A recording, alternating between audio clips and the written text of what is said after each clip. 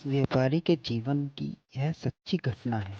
जब मृत्यु का समय निकट आया तो पिता ने अपने एकमात्र पुत्र राजपाल को पास बुलाकर कहा, बेटा, मेरे पास इतना धन संपत्ति नहीं है जिसे मैं तुझे विरासत में दे सकूं, लेकिन मैंने हमेशा सच्चाई और ईमानदारी से काम किया है, इसलिए मैं तुझे आशीर्वाद देता हूँ कि तू जीवन में हमेशा सुखी रहेगा और अगर तू धूल को भी हाथ लगाएगा तो वह सोना में बदल जाएगा। राजपाल सिर झुकाकर अपने पिताजी के पैरों को छूने लगा। पिता ने उसके सिर पर हाथ रखा, आशीर्वाद दिया और संतुष्ट होकर अपने प्राण त्याग दिए।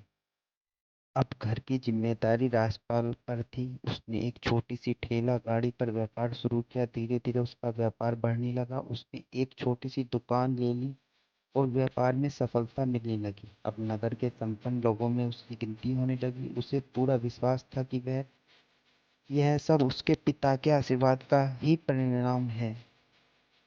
राजपाल अक्सर कहा करता, मेरे पिता ने जीवन भर दुख भोगे लेकिन कभी धैर्य नहीं छोड़ा, श्रद्धा नहीं छोड़ी और ईमानदारी से काम करते रहे। यही कारण था कि उनकी वाणी में शक्ति थी और उनका आशीर्वाद फलीभूत हुआ। एक दिन एक मित्र ने पूछा, तुम्हारे पिता में इतनी शक्ति थी तो वे खुद संपन्न क्यों नहीं हो पाए? राजपाल ने कहा, मैं उनके बल की नहीं, उनके आशीर्वाद की बात कर रहा हूँ। इस तरह बार बार अपने पिता के आशीर्वाद की बात करता तो लोगों ने उसका नाम ही बाप का आशीर्वाद रख दिया। राजपाल को यह नाम बुरा नहीं लगता था। वह खुद खुश था कि लोग उसे पिता के आशीर्वाद का सच्चा हकदार मानते थे। वह चाहता था कि वह अपने पिता के आशीर्वाद के काबिल बने। समय बीतते बीतते राजपाल विदेशों में व्यापार करने लगा और जहाँ भी व्यापार करता वहां से उसे बहुत लाभ होता। एक दिन उसे विचार आया कि इतना मुनाफा हो रहा है तो क्यों न एक बार नुकसान भी देखा जाए। उसने अपने एक मित्र से पूछा, ऐसा व्यापार बताओ जिसमें मुझे नुकसान हो। मित्र ने सोचा राजपाल को घमंड आ गया है, तो उसने सोचा इसका घमंड तो तोड़ना ही होगा। उसने कहा, तुम भारत से लौंग खरीदो और उसे जहाज में भरकर अफ्रीका के जंजीबार में बेचने जाओ। राजपाल को यह सुझाव ठीक लगा। जंजीबार लौंग का देश है। यहाँ से लौंग भारत में लाकर महंगे दामों में बेची जाती है। भारत से जंजीबार में लौंग बेचने पर तो उसे नुकसान ही होने वाला है, लेकिन राजपाल ने तय किया वह भारत से लौंग खरीदेगा और खुद जंजीबार लेकर जाएगा ताकि देख सके कि पिता के आशीर्वाद का असर वहां भी होता है या नहीं। नुकसान का अनुभव करने के लिए उसने लौंग खरीदी और जहाज में लाद कर जंजीबार पहुंचा। जंजीबार में सुल्तान का राज्य था। राजपाल जहाज से उतरकर रेतीले रास्तों पर चलता हुआ व्यापारियों से मिलने जा रहा था। तभी उसे सुल्तान अपने सिपाहियों के साथ आता हुआ दिखाई दिया। राजपाल ने एक व्यापारी से पूछा, यह कौन है? व्यापारी ने कहा, यह सुल्तान है। सुल्तान ने राजपाल से परिचय पूछा और उसने कहा, मैं भारत के गुजरात के खंबात का व्यापारी हूँ और यहाँ व्यापार करने आया हूँ। सुल्तान ने उसे आदर दिया और बातचीत शुरू की। राजपाल ने देखा कि सुल्तान के सैकड़ों सिपाही थे, लेकिन उनके हाथ में तलवार या बंदूक नहीं बल्कि बड़ी बड़ी छलनियां थी। उसे आश्चर्य हुआ और उसने सुल्तान से विनम्रतापूर्वक पूछा, आपके सैनिक छलनी लेकर क्यों चल रहे हैं?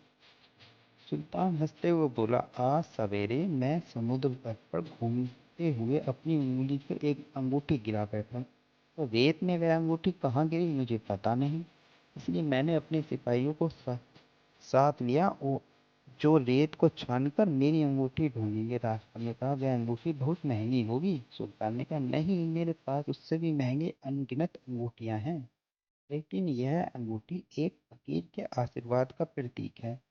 मेरे लिए उसकी कीमत सल्तनत से भी बढ़कर है, क्योंकि मेरी सल्तनत की ताकत उस फकीर के आशीर्वाद में है। सुल्तान ने फिर पूछा, तो सेठ, इस बार तुम क्या सामान लाए हो? राजपाल ने कहा, लौंग। सुल्तान चौंकते हुए बोला, यह तो लौंग का ही देश है, तुम यहाँ लौंग बेचने आए हो? किसने तुम्हें यह सलाह दी? यह तुम्हारा दुश्मन होगा। यहाँ तो एक पैसे में मुट्ठी भर लौंग मिलती है, तुम यहाँ क्या बेचोगे? राजपाल मुस्कुराते हुए बोला, मुझे यही देखना है कि यहाँ भी मुनाफा हो सकता है या नहीं? मेरे पिता के आशीर्वाद से अब तक जो भी व्यापार किया उसमें मुनाफा ही मुनाफा हुआ। अब मैं देखना चाहता हूँ कि उनके आशीर्वाद का असर यहाँ भी होता है या नहीं। सुल्तान ने पूछा, पिता के आशीर्वाद से तुम्हारा क्या मतलब? राजपाल ने कहा, मेरे पिता ने जीवन भर ईमानदारी और सच्चाई से काम किया, लेकिन धन नहीं कमा सके। मरते समय उन्होंने मुझे आशीर्वाद दिया था, तेरे हाथों में धूल भी सोना बन जाएगी। यह कहते हुए राजपाल नीचे झुका और जमीन से रेत की मुट्ठी भरी उसने रेत सुल्तान के सामने गिराई और उसके बीच से एक हीरे जड़ी अंगूठी निकली।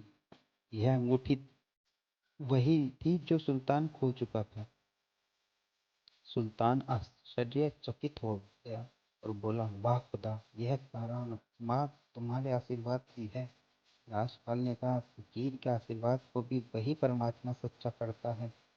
सुल्तान खुशी से झूमते हुए राजपाल को गले लगाता है और कहता है, आज तुम जो चाहोगे मैं दूंगा।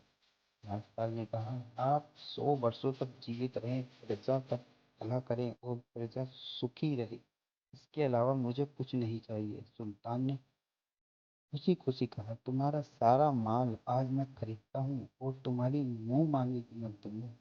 राजपाल मुस्कुराते हुए बोला, पिता का आशीर्वाद हो तो कोई भी शक्ति हमें कभी पराजित नहीं कर सकती। पिता और माता की सेवा का फल हमेशा मिलता है। आशीर्वाद जैसा कोई खजाना नहीं होता। पिता और माँ ही जीवन के सबसे बड़े ज्योति हैं, उनका सम्मान करें, यही भगवान की सबसे बड़ी सेवा है।